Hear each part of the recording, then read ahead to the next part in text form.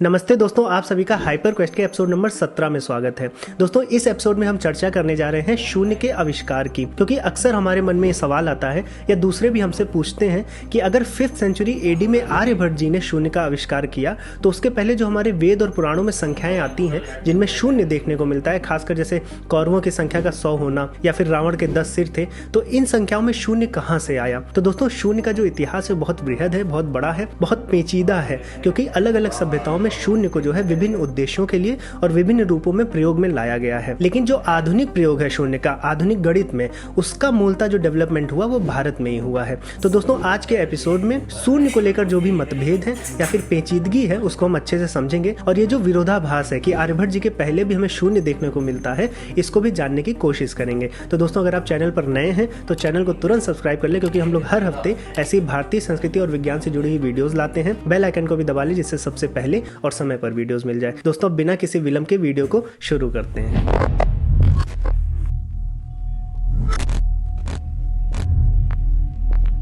दोस्तों, शून्य हमेशा से हमारे चारों ओर था, जैसे कि हमारा आसमान। अब अगर मान लीजिए कि नीले रंग के लिए हमारे पास कोई शब्द ना होता तो क्या हमारा आसमान नीला नहीं है? हमारा आसमान तो हमेशा से नीला है, क्योंकि हमारा जो एटमॉस्फेयर है उसकी वजह से हमें आसमान नीला दिखता है। तो ऐसे ही शून्य के साथ है, शून्य हमेशा से था, बस परिभाषित नहीं था। हमारे पास कोई ऐसा सिस्टम नहीं था जिससे हम शून्य का उपयोग कर सकें, या फिर हम ये कह सकते हैं कि हमें शून्य की कोई ज़रूरत नहीं थी, क्योंकि अगर हम देखें तो गिनती करने के लिए शून्य की कोई ज़रूरत है भी नहीं। जैसे मान लीजिए कि प्राचीन काल में किसी मवेशी के पास 32 बकरियां होती तो 32 लाइन कहीं पे खींच लेता, और समय में आगे चलकर मान लीजिए कुछ बकरियां मर गई या फिर कुछ बकरियां गायब हो गई तो उनमें से वो कुछ लाइनें काट देगा। लेकिन मान लीजिए आगे चलकर उसने कुछ बकरियां और खरीदी या फिर कुछ बकरियां और पैदा हो गई तो उसमें वो आसानी से कुछ लाइनें ऐड कर देता, और इस प्रकार से उसकी गणना जो है वो वैसे की वैसे बनी रहती, समय के साथ बदलती रहती और उसको कोई दिक्कत नहीं थी। तो शून्य के बिना भी गणना की जा सकती थी। लेकिन अब दोस्तों, एक सवाल ये भी उठता है कि मान लीजिए प्राचीन काल में कोई बहुत अमीर मवेशी था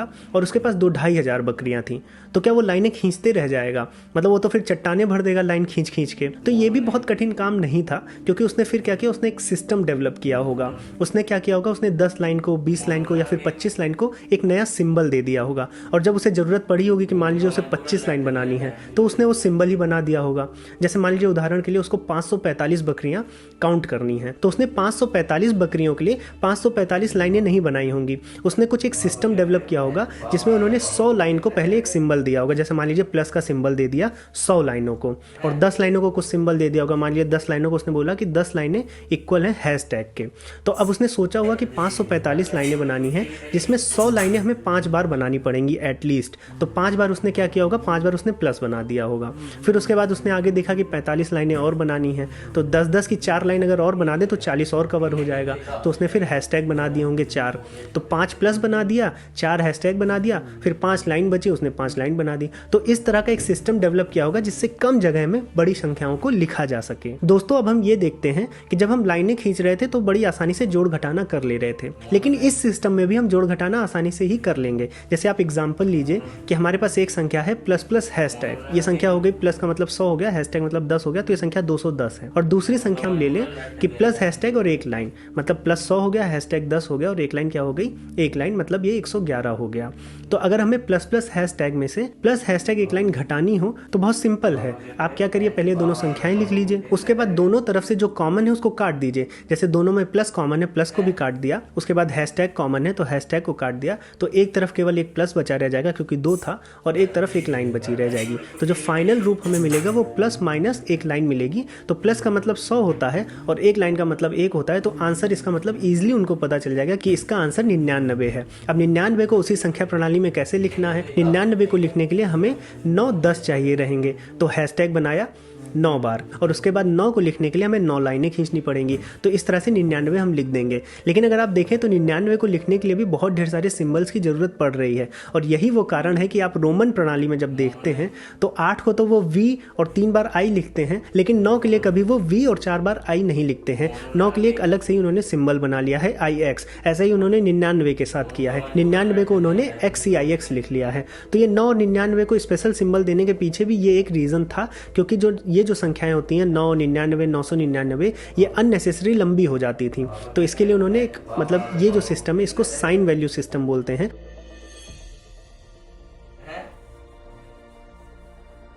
तो दोस्तों साइन वैल्यू सिस्टम कुछ नहीं है। साइन वैल्यू सिस्टम में जो साइन होती है, मतलब जो चिन्ह है, उसकी जो हमने वैल्यू डिफाइन की है उसको लिख लेते हैं, फिर जो अगला चिन्ह है उसकी जो वैल्यू है उसको भी लिख लेते हैं और जोड़ लेते हैं, तो वही वो संख्या होती है। और इसका सबसे बड़ा एग्जाम्पल है रोमन नंबर सिस्टम। जैसे कि अगर आप रोमन नंबर सिस्टम में 38 लिखेंगे, 38 को लिखेंगे, तो आप लिखेंगे XXXVIII। तो इसमें क्या हो रहा है, इसमें x की वैल्यू होती है 10, तो मतलब 3 बार 10 है तो 30 हो गया। उसके बाद v की वैल्यू होती है 5, तो 30 में 5 जोड़ा 35 हो गया, और 3 बार i मतलब 3 बार 1 आया है तो 3 और जोड़ दिया तो 38 हो गया। तो इस तरह से ये रोमन नंबर सिस्टम था जिसे साइन वैल्यू सिस्टम बोलते हैं। अब दोस्तों इसमें प्रॉब्लम ये है कि साइन वैल्यू सिस्टम में 1000 10,000 तक की वैल्यूज जो है वो हैंडल हो जाती हैं, लेकिन जब आप करोड़ों पे जाएंगे, अरबों पे जाएंगे, तब आप क्या करेंगे।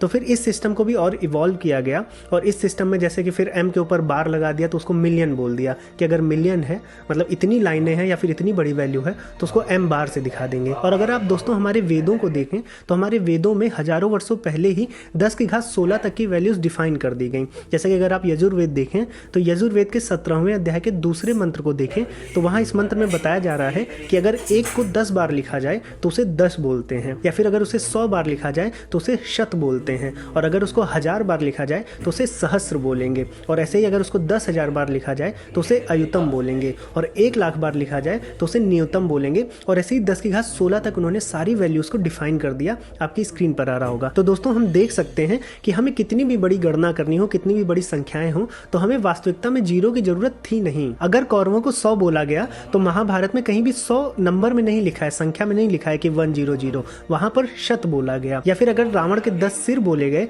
तो वहां पे 10 नंबर नहीं लिखा है 10, वहां पर 10 लिखा है, दशानन लिखा है। तो हम देख सकते हैं कि बिना जीरो के उपयोग के भी गणना तो की ही जा सकती थी। जैसे कि अगर कोई भी संख्या है, मान लीजिए 108 है, वेदों में 108 को ऐसे नहीं लिखा गया है 108, वहां पे लिखा गया है अष्टोत्तर शत, मतलब शत जैसे 100 हो गया और उसके ऊपर 8 मतलब अष्टोत्तर। तो ऐसे ही लिख दिया जाता था, गणना की जाती थी, और जिस प्रकार से उसको डिफाइन किया गया है, जैसे 100 को शत बोला जाता है या और भी नंबर्स को जो नंबर बोला जाता है उस तरह से लिखा जाता था। अगर उनके चिन्ह है तो चिन्ह बनाए जाते थे, लेकिन आपको वहां पे जीरो की या इस तरह से शून्य की जरूरत थी नहीं।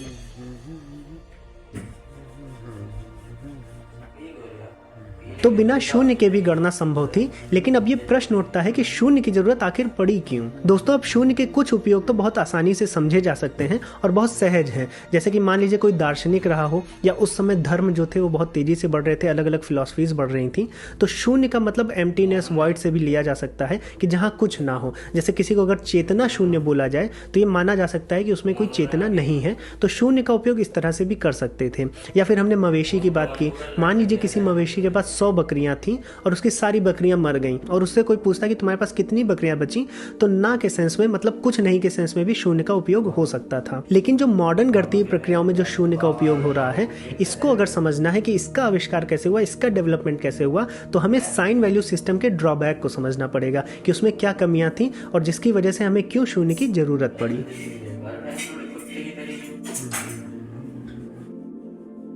तो दोस्तों लगभग सभी सभ्यताओं को ये बात पता चल गई थी कि साइन वैल्यू सिस्टम के साथ बहुत दिन तक आगे नहीं बढ़ा जा सकता है, क्योंकि आगे चलकर बहुत ढेर सारी समस्याएं आएंगी। क्योंकि ये साइन पर बेस्ड एक सिस्टम था, मतलब जितने अच्छे और जितनी ज्यादा मात्रा में हमारे पास चिन्ह होंगे उतनी हमारी संख्या प्रणाली जो है वो कॉम्पैक्ट रहेगी। तो इसके लिए बहुत ढेर सारे चिन्ह हो जाते थे और उनको फिर संभालना बहुत मुश्किल होता था। जैसे कि अगर आप ले लें 55,332 एक संख्या ले लें, और अगर इसको लिखना है तो अगर हम 1000 से देखेंगे तो हमें 55 बार 1000 सिंबल बनाने पड़ेंगे। लेकिन अगर आप ये देखिए कि उसको 10,000 से ले लें कि 10,000 का सिंबल यूज कर लेंगे, तो कम से कम 5 बार तो बनाना ही पड़ेगा। और अगर इसको और छोटा करना चाहें तो हमें 5,000 या फिर 50,000 के भी सिंबल लाने पड़ेंगे। अगर हम 50,000 का एक नया सिंबल लाएंगे तो हमारी सिंबल की जो इन्वेंट्री है उसमें एक सिंबल और बढ़ जाएगा। तो इस तरह से अलग अलग संख्याओं के लिए हमें अलग अलग तरह के सिंबल्स को ईजाद करना पड़ेगा अगर हमें अपनी संख्याओं को छोटा रखना है। तो ये बात अलग अलग सभ्यताओं को समझ में आ गई थी, और इसका सबसे पहला सोल्यूशन निकाला बेबीलोनियन सभ्यता ने।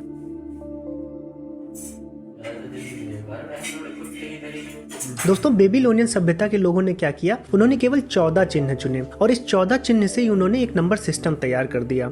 उन्होंने क्या किया, उन्होंने 1 से लेकर 9 तक 9 चिन्ह चुने, और उसके बाद 10, 20, 30, 40, 50 के लिए 5 चिन्ह चुने। तो ये जो 9 और 5 मिलके जो 14 चिन्ह बने, इनके विभिन्न कॉम्बिनेशन से उन्होंने 1 से लेकर 59 तक की संख्याएं बना ली। और फिर जब 60 आता था तो फिर से वो रिपीट कर देते थे, मतलब जो 60 नंबर था वो एक नंबर की तरह लिखा जाता था। और उसके बाद 61 को वो कैसे लिखते थे, 61 को लिखते थे 1 और 1, एक, जिसमें से बायां एक वो समझते थे कि 60 है और दायां एक जो है वो नॉर्मल एक है, तो वो 61 हो जाता था। उसके बाद ऐसे 62 को वो लिखते थे, 62 को वो लिखते थे 1 और 2, उसके बाद 63 को 1 और 3। इसमें क्या होता था कि बायां वाला जो एक है वो 60 होता था और जो दायां वाला नंबर है वो फिर से रिपीट हो रहा है। तो ऐसे ही फिर से वो रिपीट किए, तो 60 और 60 मिलकर फिर जब वो 120 पे पहुंचते थे तो 120 को फिर से वो एक लिख देते थे। मतलब जो एक का जो सिंबल था, जो चिन्ह था, वो 120 को भी रिप्रेजेंट करता था। इसके बाद उन्होंने 121 को कैसे लिखा, 121 को लिखने के लिए उन्होंने 2 1 लिखा, जिसमें 2 का मतलब हो गया कि 60 यहाँ पे 2 बार है, 60 दूनी 120, और उसके बाद 1 है तो 121 हो गया। उसके बाद 122 लिखना है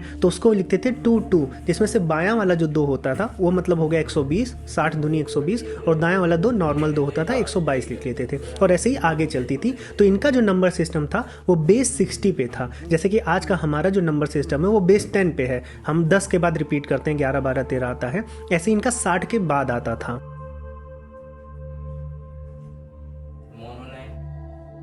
अब दोस्तों इस प्रणाली में जहाँ कुछ फ़ायदे थे, जैसे कि चिन्हों की संख्या बहुत कम हो गई, 14 ही हो गई, और ये चिन्ह इतने आसानी से समझ में आ जाते थे कि इनसे बनी हुई संख्याओं को आप एक बार देखेंगे तो समझ में आ जाएगा कि कौन सी संख्या है। तो ये कुछ फ़ायदे थे। वहीं ज़ीरो के ना होने की वजह से इसमें समस्याएं भी उत्पन्न हो गई, जैसे कि मैंने आपको बताया था कि ये 1 को भी उसी चिन्ह से दिखाते थे और 60 को भी उसी चिन्ह से दिखाते थे। उसके बाद जो 60 के मल्टीपल हुए, जैसे 60 × 1 को तो मैंने बताया वही दिखा रहे, 60 × 2 को भी, 120 को भी उसी चिन्ह से दिखाते थे, 60 × 3 को भी दिखाते थे। उसके बाद और आगे बढ़ेंगे तो 60 के स्क्वायर को भी उसी चिन्ह से दिखा रहे हैं, एक वाले चिन्ह से। 60 के जो क्यूब हुआ, 60 की जो घातें हुई 4 5 6, सबको ये उसी चिन्ह से दिखा रहे हैं। अब इससे समस्या क्या उत्पन्न होती थी, कुछ संख्याएं ऐसी होती थी जो अलग अलग हैं लेकिन एक ही चिन्ह से दिखाई जा रही। जैसे कि अगर आप एग्जाम्पल लें तो 3601 और 61, ये दोनों जो है ये 1 1 से दिखाई जाती थी। मतलब ये जो 1 1 का चिन्ह है ये 2 बार आता था, तो इससे 3601 भी समझा जाता था और 61 भी समझते थे, मतलब कॉन्टेक्स्ट के हिसाब से समझ लेते थे।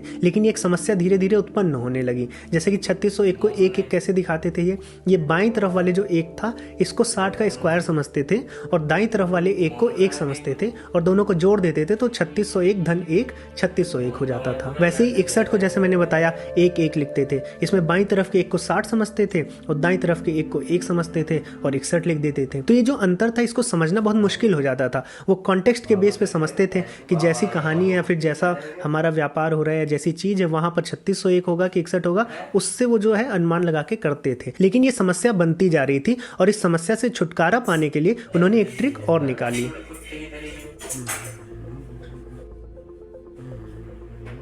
दोस्तों उन्होंने एक डबल स्लैंट करके चिन्ह बनाया और इस चिन्ह की मदद से 3601 को 61 से अलग किया। उन्होंने ऐसा कैसे किया, उन्होंने जैसे 3601 को 1 और 1 लिख रहे थे और 61 को भी 1 और 1 लिख रहे थे, तो उन्होंने 3601 में क्या किया, उन्होंने 1 और 1 के बीच में इस चिन्ह को रख दिया। अब इससे क्या होता था, इससे उनको पता चल जाता था कि ये 3601 है और ये 61 है। तो एक तरह से देखा जाए तो उन्होंने इस चिन्ह को बनाया और इसका उपयोग एक प्लेस होल्डर की तरह किया कि अगर मिडिल में कहीं पे ये आ रहा है तो ये समझ में आ जाए कि उसके जो बाईं तरफ 1 है वो 60 से बड़ी संख्या है। तो इस प्रकार से उन्होंने 3601 और 61 में अंतर किया एक प्लेस होल्डर चिन्ह बना के। लेकिन दोस्तों अभी भी बेबीलोनियन सभ्यता के लोगों ने इस चिन्ह का उपयोग मॉडर्न जीरो की तरह नहीं किया था, क्योंकि मॉडर्न जीरो क्या है कि हम संख्या के दाएं या बाएं तरफ भी रख सकते हैं। संख्या के बीच में तो आता ही है, जैसे 101 में आता है, लेकिन 100 में जैसे दाएं की तरफ हम रख देते हैं तो एक और संख्या बन जाती है। तो इस तरह से बेबीलोनियन सभ्यता के लोगों ने इसको उपयोग में नहीं लाया। अगर वो इसको उपयोग में लाते तो वो बहुत आसानी से 1 और 60 में भी अंतर कर लेते। जैसे 1 को तो नॉर्मल चिन्ह जो बनाते वो बनाते ही, लेकिन 60 को जो वो 1 बना रहे थे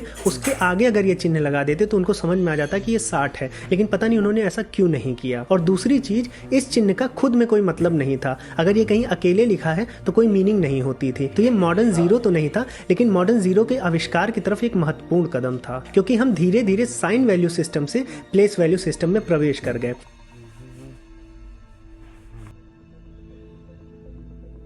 साइन वैल्यू सिस्टम में क्या था कि जो भी चिन्ह था उसकी जो वैल्यू थी वो सीधे जुड़ जाती थी और फिर संख्या मिल जाती थी। लेकिन प्लेस वैल्यू सिस्टम में ऐसा नहीं होता है। प्लेस वैल्यू सिस्टम में जो संख्या जिस स्थान पे है उसकी एक वैल्यू होती थी। जैसे कि 354 नंबर है हमारे place value system, decimal place value system जो आज का है, तो 354 में सीधे सीधे 354 जोड़ नहीं जाता कि 3 5 8 4 12 और 12 संख्या हो गई।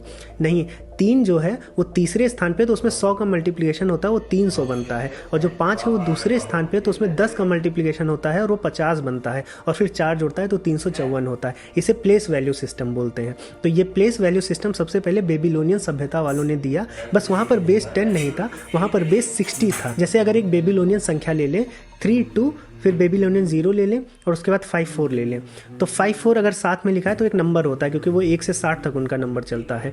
तो 54 क्या है, वो पहले स्थान पे है, तो उसमें 60 की पावर 0 का मल्टीप्लाई होगा। फिर जो दूसरे स्थान पे है उसमें 60 की पावर 1 का मल्टीप्लाई होगा। फिर जो तीसरे स्थान में मतलब बाईं तरफ हम बढ़ रहे हैं उसमें 60 की पावर 2 का मल्टीप्लाई होगा। और फिर जो लास्ट मतलब सबसे बाईं तरफ है उसमें 60 की पावर 3 से मल्टीप्लाई होगा। और जब ये मल्टीप्लाई हो जाएगा तब ये जुड़ के संख्या आएगी जो होगी 6,55,254। तो इस तरह से हम बेबीलोनियन संख्या को अपनी डेसिमल जो प्लेस वैल्यू सिस्टम है उसमें बदल सकते हैं। क्योंकि 6,55,254 आप देखें तो इसमें जो हर एक संख्या है, जैसे 6 हो गया तो जिस पोजीशन पे है उसमें 10 की पावर 5 से मल्टीप्लाई हो जाएगा। फिर 5 10 की पावर 4 से, फिर 5 में 10 की पावर 3 से, फिर ऐसे ही 2 5 और 6,55,254 मिल जाएगा। तो इसे प्लेस वैल्यू सिस्टम बोलते हैं। तो दोस्तों ये जो बेस 10 वाला प्लेस वैल्यू सिस्टम है ये भारत में ही डेवलप हुआ और भारत में ही 0 को, शून्य को संख्या के दाईं और बाईं तरफ रखकर जो समस्या बेबीलोनियन सिस्टम में आ रही थी उसका निदान हुआ। और भारत में ही 0 को बीच में रखा गया पॉजिटिव और निगेटिव नंबर्स के, और फिर गणितीय प्रक्रियाएं भी बनाई गई। तो ये सब कुछ भारत में हुआ, इसके ढेर सारे सबूत हैं और ये बातें कंफर्म करती हैं कि 0 का जो आधुनिक विकास है ये भारत में हुआ। लेकिन भारत में ये काम सबसे पहले शुरू किसने किया ये बता पाना बहुत कठिन है।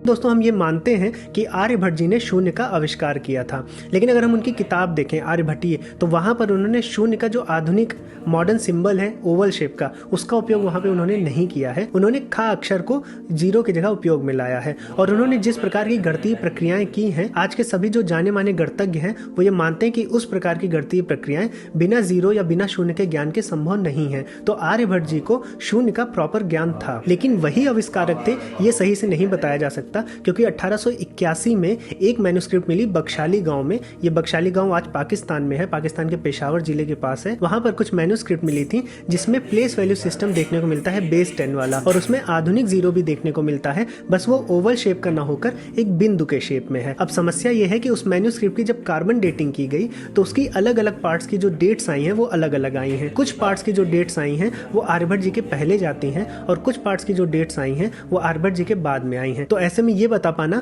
कि शून्य का आविष्कार पहले किसने किया बहुत मुश्किल हो जाता है। वहीं अगर आप देखें कि प्रॉपर जो मॉडर्न शून्य है, जो ओवल शेप वाला शून्य है, ये सबसे पहले कहाँ देखने को मिलता है, ये पूरे विश्व में भारत में ही ग्वालियर, मध्य प्रदेश में ग्वालियर एक जगह है, वहां पर एक चतुर्भुज मंदिर है विष्णु जी का, उसमें गर्भगृह में एक दीवार पर एक लाइन देखने को मिलती है। उस लाइन में ये शून्य सबसे पहली बार देखा गया। उस लाइन में जो संख्याएं आती हैं उसमें जो 0 आता है वो एकदम आधुनिक आज का मॉडर्न जो शून्य है ओवल शेप वाला वो देखने को मिलता है। और ये जो मंदिर है वो 875 एडी यानी कि 9th सेंचुरी में बनाया गया था। लेकिन इससे 2 सेंचुरी पहले 7th सेंचुरी में ही ब्रह्मगुप्त जी ने अपनी किताब ब्रह्मस्फुट सिद्धांत में 0 पर मास्टरी कर ली थी। मतलब 0 या शून्य एक डिजिट के तौर पर कैसे गणित की प्रक्रियाओं में काम में आएगा उस पर कॉन्सेप्ट्स बनाए थे। तो दोस्तों 1st सेंचुरी से लेकर 9th सेंचुरी तक 0 के विकास पर, 0 के डेवलपमेंट में बहुत ढेर सारा काम भारत में हुआ। लेकिन पिन पॉइंट करना कि किसने सबसे पहले शुरू किया था वाकई में बहुत कठिन है। लेकिन दोस्तों मैं आशा करता हूँ कि आपको ये पूरा कॉन्सेप्ट 0 का समझ में आ गया होगा और आपके मन में जो मतभेद चल रहे होंगे या फिर जो भी जिज्ञासा होगी 0 को लेकर, शून्य को लेकर, वो क्लियर हुई होगी। दोस्तों इससे पहले कि मैं इस वीडियो को विराम दूं, मेरे पास आपके लिए एक प्रश्न है। आप कमेंट सेक्शन में जरूर बताइएगा कि क्या वजह हो सकती है कि भारत में बेस 10 वाला ही प्लेस वैल्यू सिस्टम डेवलप हुआ, ना कि बेस 12 वाला या बेस 15 वाला या फिर बेस 50 वाला। क्यों केवल बेस 10 वाला? दोस्तों आई होप कि आपको वीडियो बहुत पसंद आई होगी। अगर आप